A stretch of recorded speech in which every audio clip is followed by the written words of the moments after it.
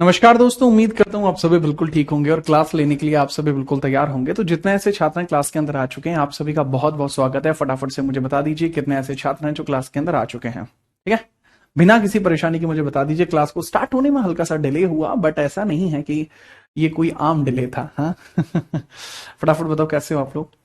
और मुझे फटाफट बताइए कि किसी प्रकार की कोई समस्या या दिक्कत परेशानी तो आपको नहीं है। स्टार्ट करते हैं फिर। मडावल इंडिया आपको दिखाई दे रहा है कि मडावल इंडिया हम स्टार्ट करने वाले हैं। इसके हर एक टॉपिक को बहुत सटीकता के साथ पूरा किया जाएगा, इस हिसाब से पूरा किया जाएगा कि आप जान पाएंगे कि चीजें किस प्रकार से चलती हैं और किस तरीके से रहती हैं। वो हर एक चीज यहां पर स्टार्ट होने जा रही है। Good evening, good evening, good evening भाई। शांतनु, सूर्यवंशी, प्रवष्टि, अर्जुन, ममता, कुमावत। ठीक है, अच्छा ये बताओ कल कौन कौन नहीं आया था, मुझे बता दो। निहाल, कल कौन कौन नहीं आया था ये बताओ। चलिए, ऐसा कैसे हो सकता है क्लास कनेक्ट ना हो रही हो। किस किस की पहली क्लास है वो बता दो, मैं यार उस हिसाब से आपको थोड़ा फिर आगे बताऊंगा। जिस जिसकी पहली क्लास है वो बता दीजिए, पहली क्लास है, फर्स्ट क्लास।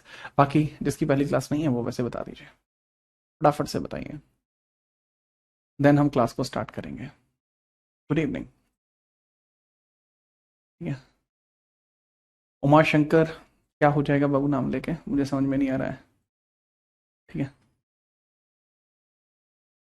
जल्दी कनेक्ट नहीं होती, अभी वो जल्दी ही कनेक्ट होगी, टेंशन मत लो। ठीक है, नहीं ये यहाँ से ऑफ कर दो। ठीक है, ओके। हम चीज़ों को ना हल्का सा रिकॉल करते हुए चलेंगे और पहली क्लास के तौर पर ही इसको कंसीडर करेंगे, ताकि आपको ज़्यादा कोई परेशानी भी ना आए और सीधे तौर पर हम इसको स्टार्ट कर पाए। ठीक है, चलिए। तो ऐसा तो कोई बच्चा नहीं होगा मेरे ख्याल से, ऐसा तो कोई भी बच्चा नहीं होगा जो भारत के अंतर भारत कह रहा हूँ, जो क्लास के अंतर्गत हो और जो पहली ही बार मुझसे हिस्ट्री पढ़ रहा हो। ऐसा तो कोई बच्चा नहीं है जो पहली बार मुझसे हिस्ट्री पढ़ रहा हो, ऐसा तो कोई नहीं होगा। ठीक है, चलो। ठीक है, ओके, वी आर स्टार्टिंग। तो हल्का सा मैं रिकॉल कर देता हूँ आपको किस तरीके की चीजें रहती हैं। ठीक है, पहली क्लास कंसीडर आप कर सकते हैं इसको, नोट्स भी बना सकते हैं बिल्कुल इसी प्रकार से जैसा मैंने बताया था। तो मैंने बताया था इतिहास हम यहाँ से स्टार्ट कर रहे हैं। नहीं बाबू, हम हिस्ट्री यहाँ से स्टार्ट कर रहे हैं। क्या स्टार्ट कर रहे हैं, यहाँ से हिस्ट्री स्टार्ट कर रहे हैं।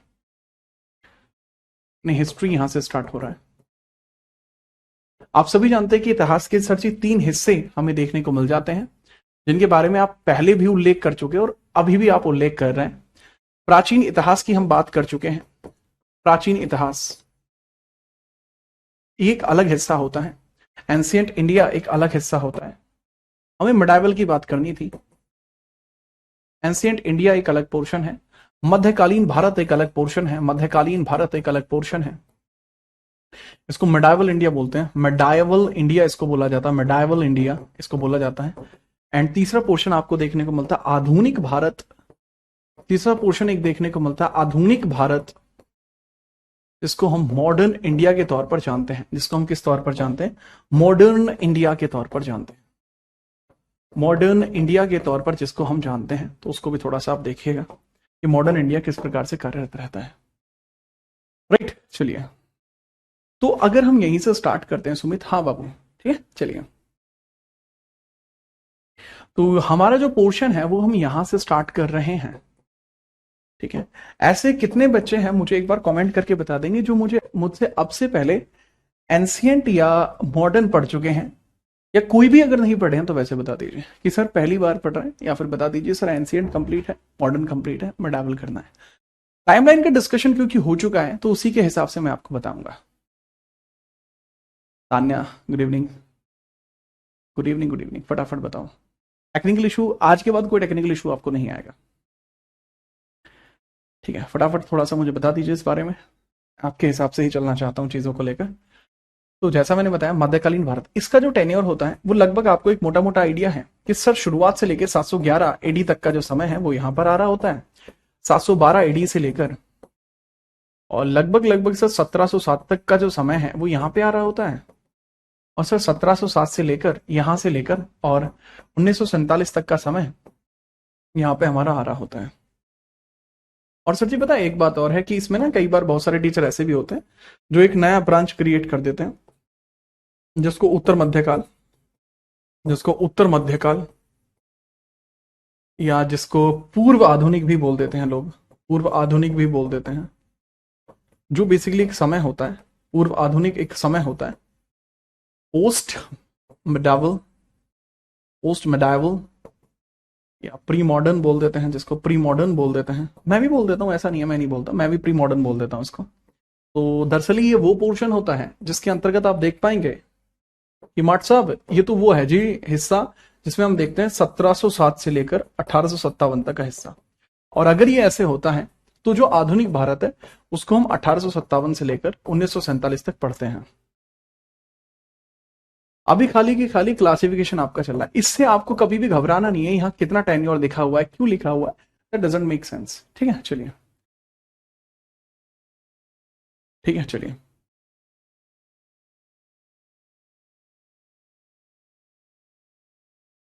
ठीक है, तो इसके बारे में हम बात करते हैं। तो बाबू इसमें ना एक समय रेखा चलती है जिसमें हम एक एक हिस्से की बात कर रहे होते हैं। समय रेखा चलती है, एक एक हिस्से की बात कर रहे होते हैं। अब एक छोटा सा डिफरेंस मैंने आपको कल एक बताया होगा कि भैया इसके अंदर सी ए डी इनका मतलब क्या होता है। दो तरीके की टाइमलाइन आपको देखने को मिलती है, उसके बारे में चर्चा की गई थी।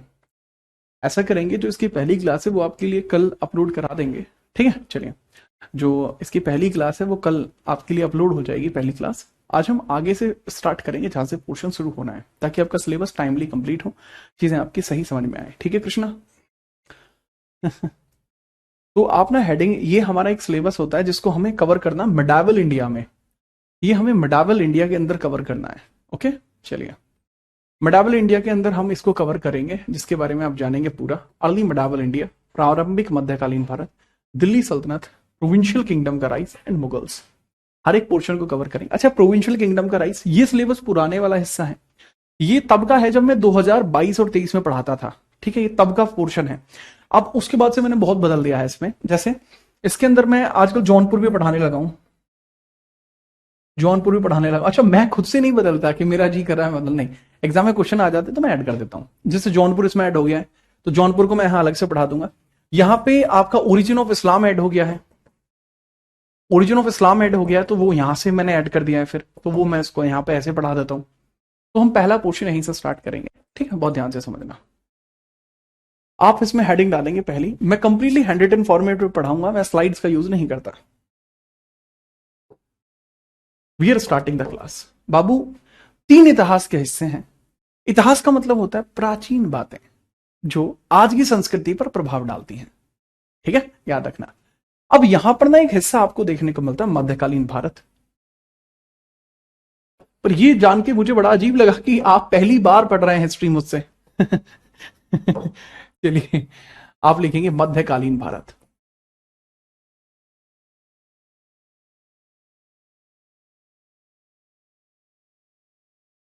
मेडाइवल इंडिया, मेडाइवल इंडिया,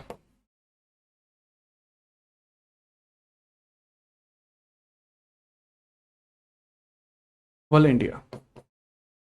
तो बाबू इसके अंदर आप पहली यूनिट को स्टार्ट करिए। मेडाइवल इंडिया के अंदर आप पहली यूनिट को स्टार्ट करिए। यूनिट वन, यूनिट वन और यूनिट वन मैंने क्या दी है। अच्छा, ये सिलेबस आपको किसी बुक में नहीं मिलेगा, किसी बुक में ऐसा सिलेबस नहीं होगा, ये सिलेबस मेरा ही है ना। मैं ऐसे ही सिलेबस लिखता हूं।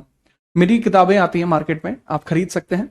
काफी सारी किताबें हैं, उसमें से एक है medieval India how historian told us. तो उसमें ये है, अभी स्टॉक आउट चल रही है। ठीक है, जब आएगी मैं बता दूंगा। आप देखना, पहला टॉपिक है हमारा early medieval India. Unit one है early medieval India, early medieval India, प्रारंभिक मध्यकालीन भारत। इसका क्या है, प्रारंभिक मध्यकालीन भारत, मध्यकालीन भारत, प्रारंभिक मध्यकालीन भारत। अब सर प्रारंभिक मध्यकालीन भारत, इसकी शुरुआत कैसे होती है, ओरिजिन कैसे होता है इसका। बाबू इसकी शुरुआत होती है कि भारत के ऊपर कुछ अटैक्स होते हैं। दरअसल ही ना इसकी शुरुआत में ही लिखा जाता है कि इसकी शुरुआत ही अटैक्स से होती है। कुछ एक अटैक्स हैं जो आपको देखने को मिल जाते हैं, जो आक्रमणों से ही इसकी शुरुआत हुई है, अटैक से ही इसकी स्टार्टिंग हुई है। उसके बारे में हम देखते हैं।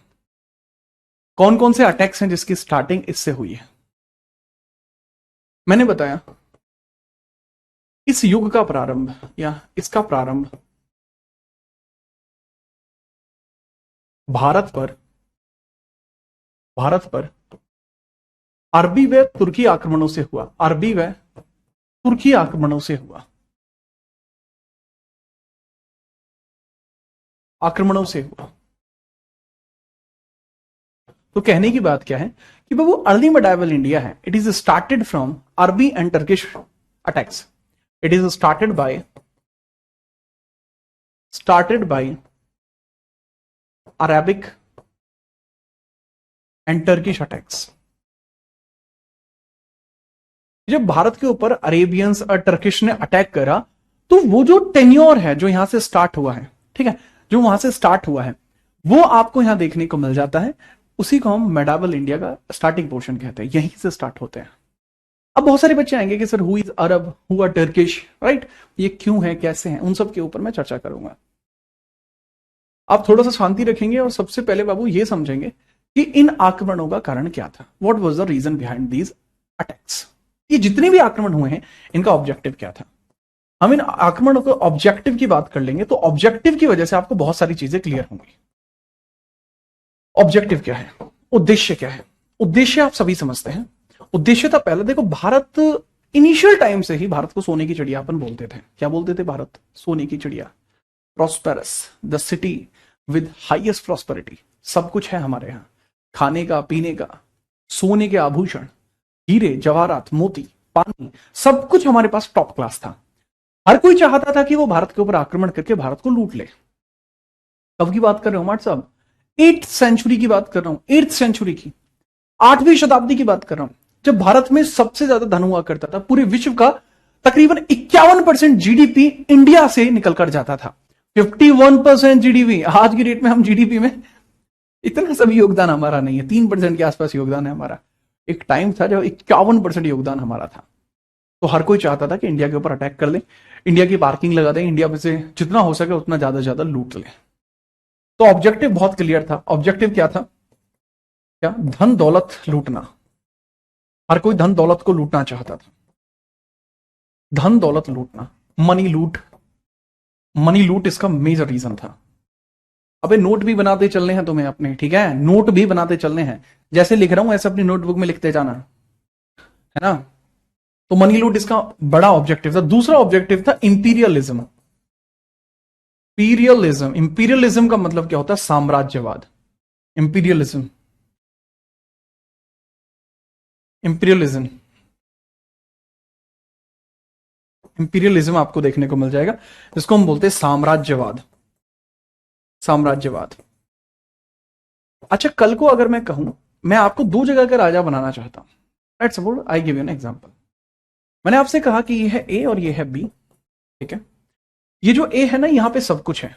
यहाँ पे आपको पानी बढ़िया मिल जाएगा, यहाँ खाना बढ़िया मिल जाएगा, यहाँ लोगों के पास पैसा ठीक ठाक है, गरीबी कम है, पैसा बढ़िया है, ठीक है, वातावरण बहुत बढ़िया है, क्लाइमेट बहुत जोर का है, ठीक है।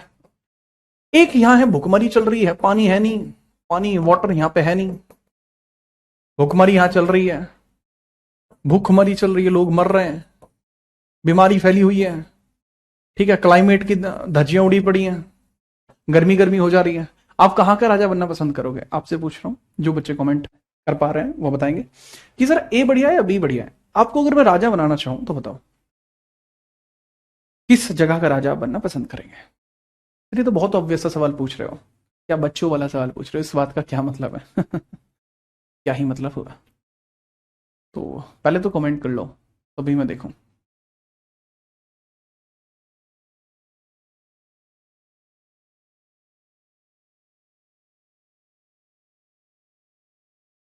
चलिए फटाफट से बताइए किस जगह का राजा बेसिकली आप बनना पसंद करेंगे।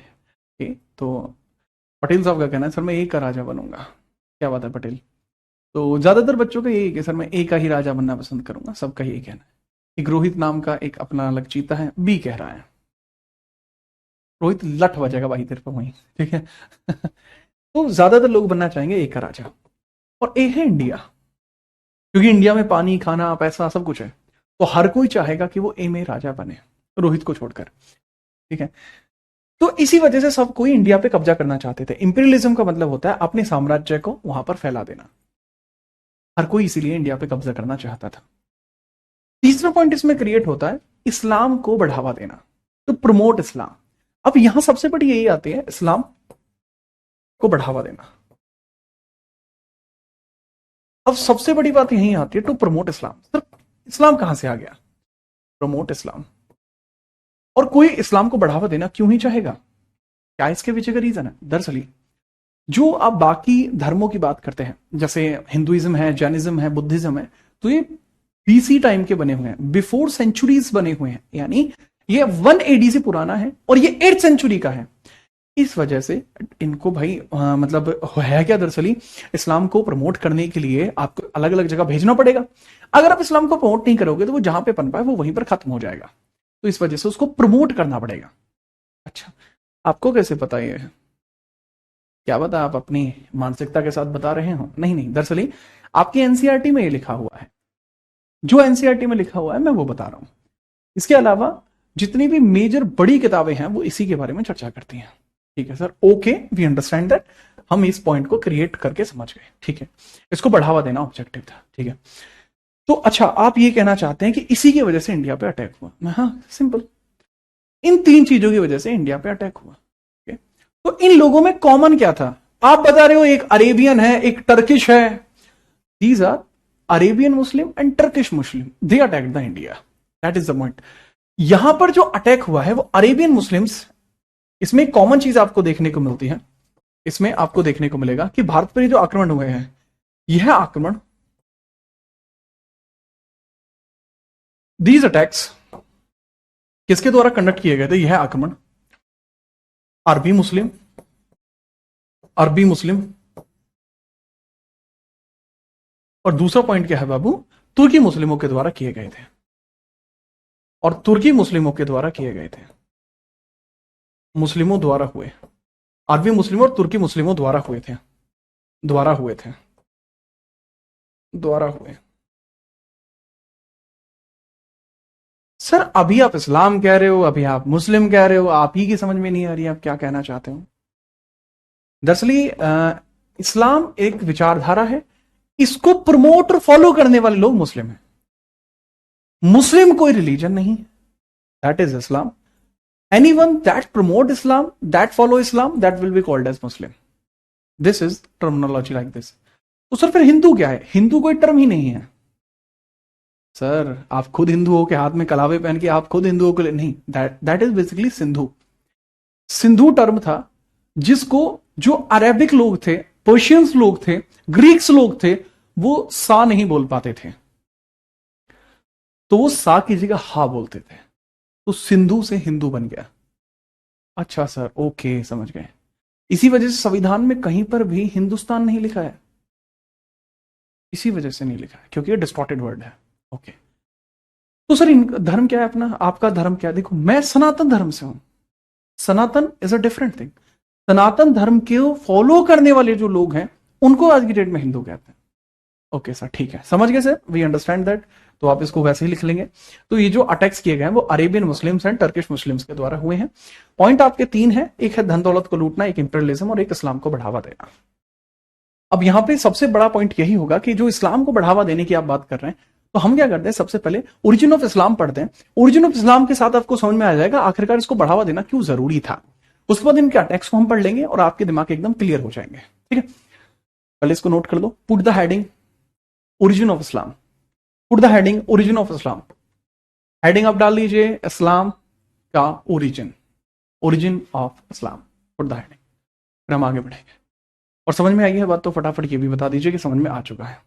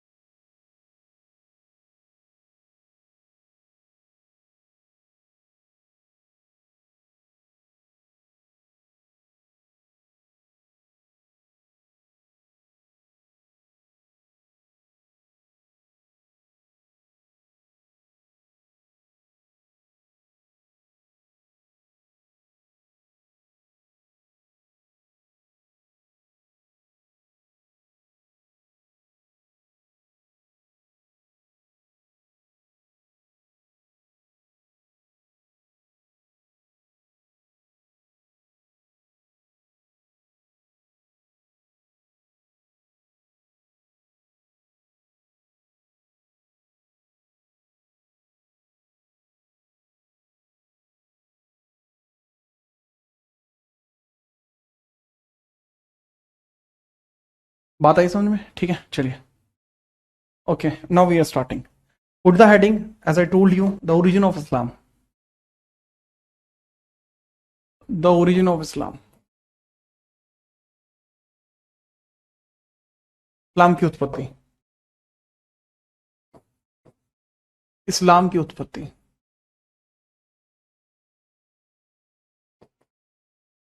अच्छा, एक बहुत कॉमन सी टर्मिनोलॉजी आती है कि इसमें ना काफी सारे बच्चे कमेंट करते हैं। आप तो नहीं करते, आप तो समझदार हैं। बेसिकली सिविल्स वाले बच्चे ऐसा कई बार कर रहे होते हैं, तो वो सवाल उठाते हैं कि सर आप ऐसा कैसे कह सकते हो, ये तो धार्मिक बात हुई, आप धार्मिक बात के ऊपर या धार्मिक मुद्दे के ऊपर इस प्रकार के विचार कैसे प्रकट कर सकते हो। वास्तविकता में यहां पर बताया गया कोई भी विचार मेरा नहीं होगा। मेरे विचार इस चैप्टर के बाद शुरू होंगे। ठीक है, चलिए।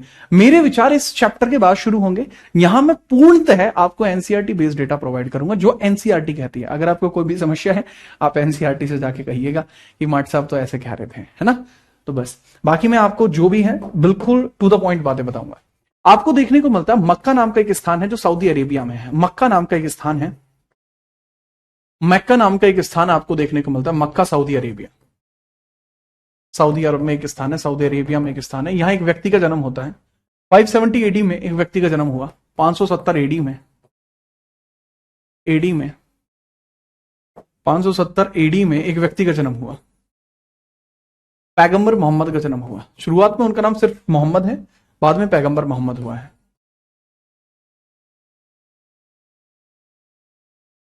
पैगंबर मोहम्मद जी का जन्म होता है जी। The birth of prophet Mohammed at Saudi Arabia. 570 AD में क्या होता है? Birth of prophet Mohammed. Prophet Mohammed, Mohammed का जन्म होता है। कब, कहां होता है? सिर्फ 570 एडी में होता है। स्टार्टिंग कहां हुई है? मक्का यानी सऊदी अरेबिया में। इनको शुरुआत से जानना था कि आखिरकार मरने के बाद क्या होता है। He just wanted to know there is there any life after the death. मरने के बाद क्या ही होता है मरने के बाद, इनका कंसर्न था ये। अच्छा, हर एक पर्सन का कंसर्न जरूरी है। महात्मा बुद्ध का कंसर्न क्या था? महात्मा बुद्ध का कंसर्न था दुख क्या होता है, दुख और सुख क्या है, ये उनका कंसर्न था। बाद में उन्हें पता लगा कि भाई जीवन, इस संसार में दुख ही दुख है। दुख का इलाज भी है, दुख का कारण भी है, सम्यक ज्ञान ही, ठीक है, अष्टांग योग बोलते हैं वो, ठीक है, अष्टांगिक योग बताते हैं जिसके थ्रू आप दुख की प्राप्ति और समाप्ति करते हैं, उसके बारे में चर्चा करते हैं। बट इनका जानना यह था कि मरने के बाद क्या होता है। हमेशा से इनको यही जानना था। अब जैनिज्म का क्या ऑब्जेक्टिव है? जैनिज्म का ऑब्जेक्टिव है अहिंसा के मार्ग पर चलते हुए इस जीवन के जो भी ऑब्जेक्टिव है उनको पूरा करना। जीवन का ऑब्जेक्टिव क्या है वो जैनिज्म में बताया जाता है। हिंदुइज्म में क्या बताया जाता है? हिंदुइज्म में इन सभी चीजों के बारे में अलग अलग व्याख्याएं दी गई हैं, सभी हैं, मतलब बहुत ब्रॉड है। अब यहीं पर मैं बात करता हूं, हिंदुइज्म किसी एक विचारधारा को फॉलो नहीं करता, बड़ी विचारधाराएं, मतलब वृहद ज्ञान है, बहुत ज्यादा ज्ञान है, और जो कि कहीं ना कहीं बेहतर है।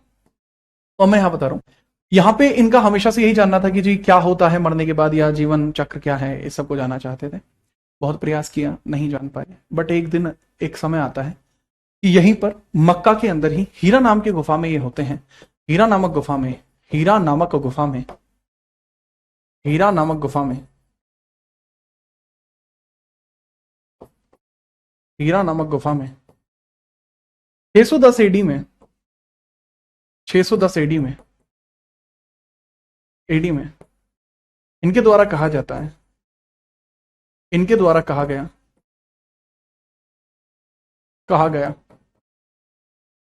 कि अल्लाह का संदेशवाहक इनके पास आया और उन्होंने इनको कुछ ज्ञान दिया। इनके द्वारा कहा गया कि अल्लाह के संदेशवाहक के द्वारा, अल्लाह के संदेशवाहक के द्वारा, अल्लाह के संदेशवाहक के द्वारा, वाहक जिसका नाम क्या था? जिब्राइल। जिब्राइल जिसका नाम था, जिब्राइल जिसका नाम था। अब ये ना स्टोरी जो है, ये सेम स्टोरी आपको अलग अलग जगह देखने को मिलती है। जैसे बाइबल में भी सेम स्टोरी है, ये हिब्रू बाइबल में, हिब्रू बाइबल में इसको जिब्राल्टर बताया गया है, वैसे जिब्राइल है ये। तो कहा जाता है अल्लाह के संदेशवाहक जिब्राइल ने मुझे संदेश दिया, मुझे परम संदेश दिया, परम ज्ञान दिया, परम ज्ञान से अवगत कराया, से अवगत कराया, अवगत कराया। तो यहां पर वो क्लेम करते हैं, क्या क्लेम करते हैं? कहा गया कि अल्लाह के संदेशवाहक जिब्राइल ने मुझे परम ज्ञान से अवगत कराया। तो इसको इंग्लिश में आप कैसे लिखेंगे? ठीक है, यहां पे मैं इंग्लिश में लिख देता हूं। इन 610 AD at Hira cave, Prophet Muhammad claimed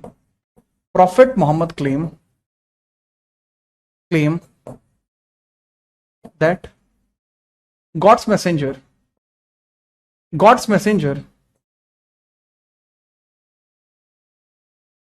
Gabriel gave him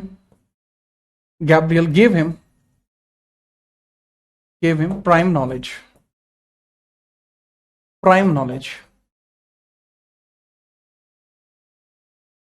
give him prime knowledge, कि भाई प्राइम नॉलेज उनको दी गई है। ओके, तो ये इनके तरह। अब सर ये अल्लाह टर्म कहां से है? यार अल्लाह टर्म स्टार्टिंग में नहीं था, मैं तुम्हें समझाने के लिए इसका यूज कर रहा हूं, बट इस टाइम पे इसका यूज नहीं किया गया था। अगर मैं अल्लाह और खुदा टर्म की बात करूं, जो अल्लाह टर्म है या खुदा टर्म है, ये दोनों अलग अलग टर्म है। अल्लाह इज ए अरेबिक टर्म, ये अरब भाषा में बोला जाता है, और दिस खुदा is Persian term. Persian term आपको देखने को मिलता है। Persians are not Muslims, they are different. ठीक है, इसमें थोड़ा सा आपको कई बार लोगों को सेम लग रहा होता है। तो अल्लाह एक अरबी शब्द है, और जो टर्म यहां पे देख रहे हैं आप खुदा एक फारसी शब्द है। फारसी कौन होते हैं? आज की डेट में जो ईरान में बसे हुए लोग हैं वो फारसी हैं। किसी प्राइम फारसी का नाम बताऊं, पर्शियन का नाम बताऊं? जो आपको टाटा देखने को बोलते थे, Tata and Sons, they are Persian. Dadabhai Naoroji, they are also Persian. They are not Muslim, they are Persians, there is a different thing. तो भाई यहां पे वो कहते हैं कि मुझे जी परम ज्ञान की प्राप्ति हो चुकी है और मुझे जिब्राइल ने बताया है, वो क्लेम करते हैं ऐसा। सेम यही बात आपको समझनी है। इसमें अपनी तरफ से कोई मिर्च मसाला ऐड मत करना, जितना बताया इतना ही दिमाग लगा लेना बस। इसके बाद वो बाहर निकलते हैं वहां से, और यहां उसके बाद ये 610 के बाद ये कहां पे रहते थे? सऊदी अरेबिया में। तो यह उन विचारों का प्रचार प्रसार शुरू करते हैं। 610 में इनके द्वारा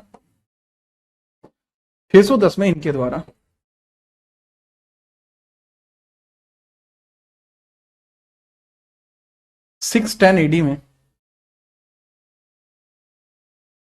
610 एडी पैगंबर मोहम्मद के द्वारा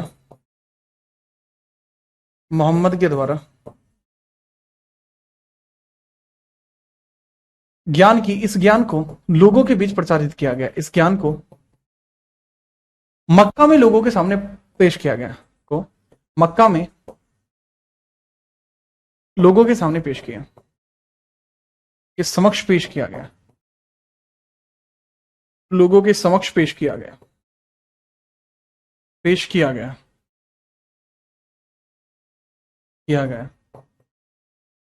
यही ज्ञान इस्लाम कहलाया। यही ज्ञान जो था यही इस्लाम कहलाया।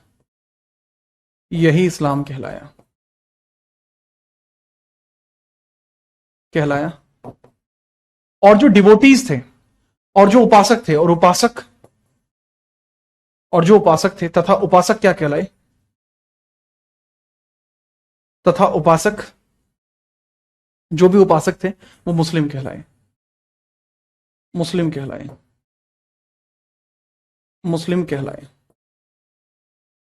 एंड जो उपासक थे लल्ला, वो कौन कहलाए? वो मुस्लिम कहलाए। जी हाँ, तो इसको आप लिख लेंगे इंग्लिश में। पैगंबर मोहम्मद, ठीक है, prophet Mohammad promoted that knowledge in Makkah, and that will be known as Islam. अब ऑब्वियस सी बात ये थी कि जो लोग ऐसे थे जो पहले से वहां पे रह रहे थे, मतलब जितने भी ऐसे लोग थे जो पहले से उस स्थान पे रह रहे थे ना, तो जितने भी लोग पहले से उस स्थान पे रह रहे थे उनको तो समस्या है कि भाई अब ऐसा तो है नहीं कि नए लोग पैदा हो जाएंगे, लोग तो वही रहेंगे। वहां पहले कौन कौन लोग रहते थे? क्रिश्चियंस रहते थे, हिब्रूज रहते थे। हिब्रू कौन होते हैं? यहूदी, ज्यूस, उनको हिब्रूज भी बोल देते हैं। तो उन्होंने उस चीज का भैया मना किया कि ये क्या कर रहे हैं आप तो एक नई विचारधारा बनाने की कोशिश कर रहे हैं, आप क्रिश्चियनिटी को खत्म करना चाह रहे हैं। अच्छा, क्रिश्चियंस बहुत ज्यादा अपने समाज को लेकर स्ट्राइक होते हैं, जिद्दी होते हैं। मतलब आमतौर पर अगर आप जाके कहेंगे ना कि आप क्रिश्चियन बनना चाहते हैं, तो बहुत सारी वो बैप्टाइजेशन वगैरह बहुत सारी चीजें करते हैं। बाकी धर्म ऐसा नहीं करते हैं, क्योंकि क्रिश्चियंस का मानना है कि क्रिश्चियन बनना बहुत पवित्र है। तो वो इन पे आरोप लगाते हैं कि ये जो पर्सन है, प्रॉफिट मोहम्मद है, ये बहुत गलत कर रहे हैं, ये लोगों को प्रमोट करके झांसा दे रहे हैं बेसिकली। ठीक है, तो इस वजह से इनको 622 में वहां से भगा दिया गया। कहां से? मक्का से। मक्का से निकाल के उनको भेज दिया जाता मदीना। तो वो जो मक्का से मदीना के बीच का डिस्टेंस है, वो आज की डेट में हज यात्रा कहलाता है। आज जो हज यात्रा पे लोग जाते थे वो मक्का से मदीना जाते हैं, पहले यहां से सऊदी अरेबिया, देन मक्का, देन मदीना, वो हज यात्रा है। ये पैदल गए थे हज यात्रा, लेकिन आज की डेट में लोग पैदल नहीं जाते, वो कुछ और ट्रैवल या एक्सपेंसेस लेते हैं, कुछ ऐसा रहता है। ठीक है, पर इसे आप नोट करिए, देन मैं नेक्स्ट पेज पर बात करूंगा। क्या क्या बात कर रहे हो विशाखा?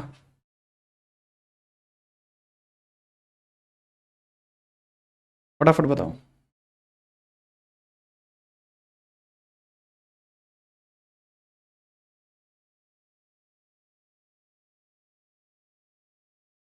नोट होते ही वही फटाफट बताओ।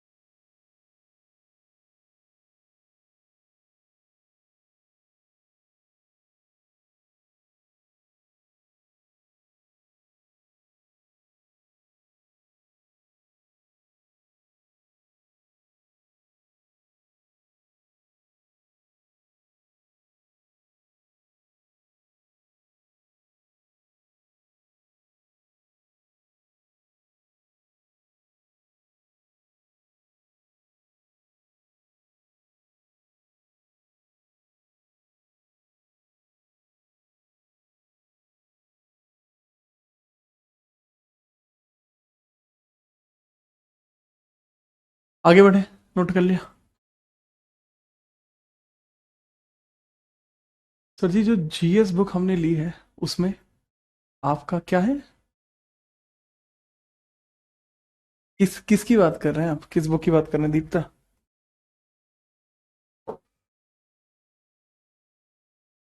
चलिए 622 में अपन बात करते हैं।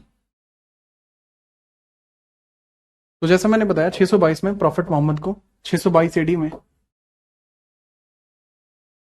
में प्रॉफिट मोहम्मद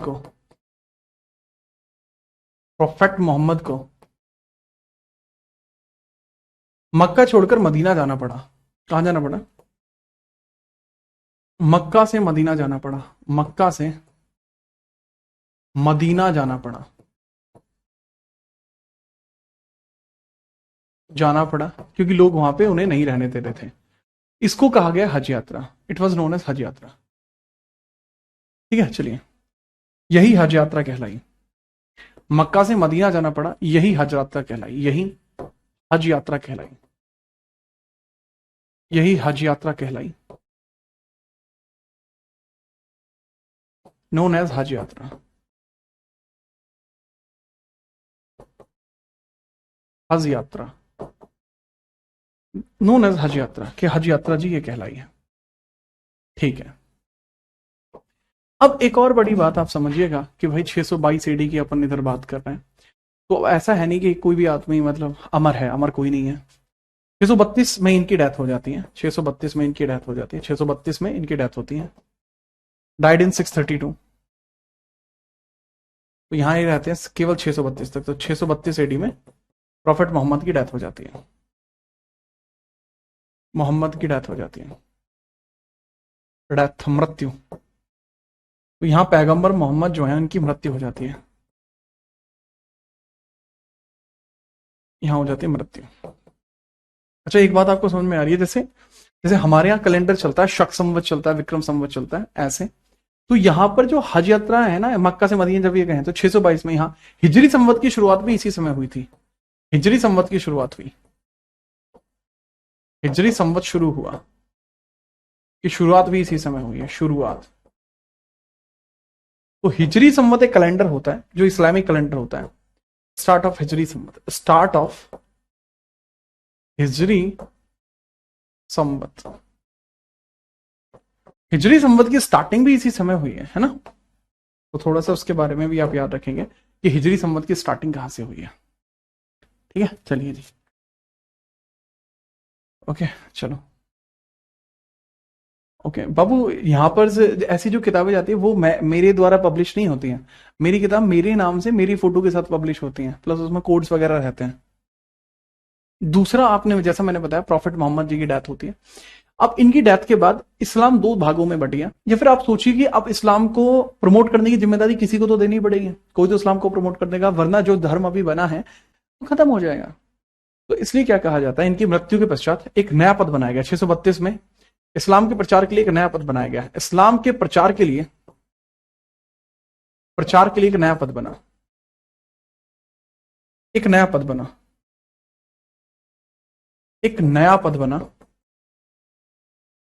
बना जो कहा खलीफा कहलाया। ठीक है, new post to promote Islam, new post to promote Islam, promote Islam, कि भाई इस्लाम को प्रमोट करना है तो एक नया पद बना देते हैं। तो जो नया पद यहां पर क्रिएट हुआ है इस्लाम को प्रमोट करने के लिए, उसको क्या कहा गया, दैट वाज नोन एज खलीफा। क्या कहा गया भाई, उसको कहा गया खलीफा। खलीफा का काम क्या है, इस्लाम को प्रमोट करना। अब यहां पर मुस्लिम धर्म भी दो भागों में बट गया इसी समय 632 एडी में ही।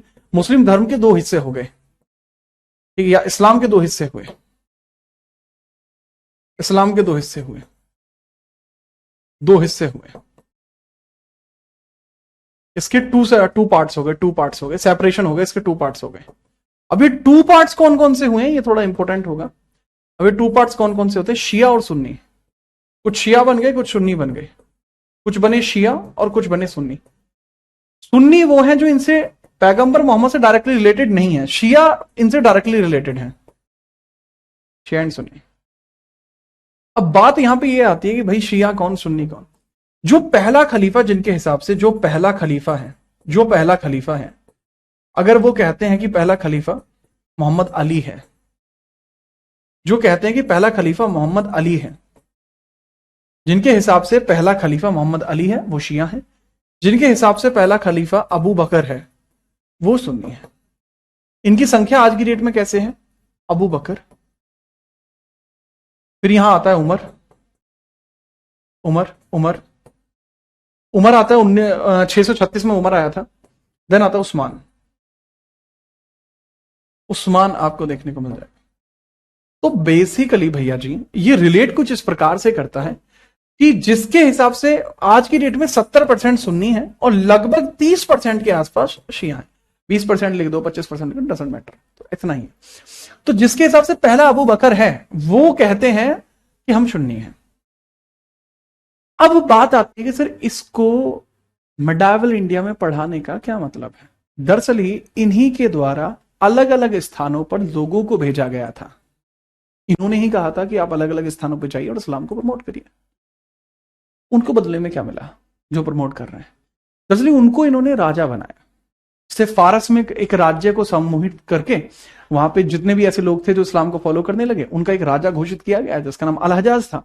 उसका एक सैनिक होता है मोहम्मद बिन कासिम, उसको कहा जाता है कि इंडिया पे अटैक कर दो। वो पूरी कहानी एक चलती है, ठीक है, याद रखना। इन्हीं के द्वारा अलग अलग स्थानों पर, इन्हीं के द्वारा, इन्हीं के द्वारा अलग अलग स्थानों पर, अलग अलग स्थानों पर, इन्हीं के द्वारा अलग अलग स्थानों पर इस्लाम प्रचारकों को भेजा गया था। इस्लाम प्रचारक भेजे गए। भारत में पहली बार कब भेजे गए, इस्लाम प्रचारक भेजे गए। इंडिया के अंदर पहली बार प्रमोटर कब भेजे गए, इस्लाम प्रमोटर भेजे गए थे। Islam promoter sent for them, Islam promoter were sent, promoter sent by them, पहली बार भारत के अंदर 636 में अरबाज नाम का एक व्यक्ति आता है जिसको उमर ने भेजा था। इंडिया में 636 में पहला व्यक्ति उमर भेजता है, बट वो सक्सेसफुल नहीं रहा है। इसी के बाद आपको देखने को मिलता है भारत में पहला अरेबियन अटैक। तो आप हेडिंग डाल लेंगे, ठीक है। चलिए सर 12 में इन्होंने क्या किया है 610 से 22 तक। और 610 से 22 तक इन्होंने मक्का के अंदर अपने जितने भी थॉट्स हैं उनको प्रमोट किया है। राधे राधे अभय भाई, कैसे हो? निहाल का कहना है सर मुझे किसी की चैट नहीं दिख रही। तभी तो आप ध्यान से पढ़ पाओगे निहाल, बाकी की चैट देखोगे तो ये मैसेजिंग ऐप थोड़ी है। क्यों लल्ला? ठीक है, स्टार्ट करूं। आगे आप हेडिंग डालेंगे अरेबियन अटैक्स। तो ये यहाँ पे कंप्लीट होता है। यहाँ पे हम हेडिंग डालते हैं अरेबियन आक्रमण, अरब आक्रमण, भारत पर अरब आक्रमण। तो यहां से बाबू आपका चैप्टर शुरू होता है पहला। अभी तो खाली मैंने इंट्रोडक्शन आपको कराया, यहां से आपका पहला चैप्टर शुरू है, भारत में अरब आक्रमण। भारत में अरब आक्रमण, अरब आक्रमण, आक्रमण। मेरे ख्याल से आपको कोई इसमें परेशानी नहीं होगी। Arabian attack in India, Arabian attack in India, Arabian attack in India, in India. ठीक है, इसको यहीं से कल स्टार्ट करेंगे। कल फ्राइडे होगा, कल ही ये कंप्लीट हो जाएगा, इसके इम्पैक्ट भी हो जाएंगे और अच्छे तरीके से आप चीजों को और समझ पाएंगे। ठीक है, चलिए आज के लिए इतना ही। तब तक के लिए जय हिंद, वंदे मातरम।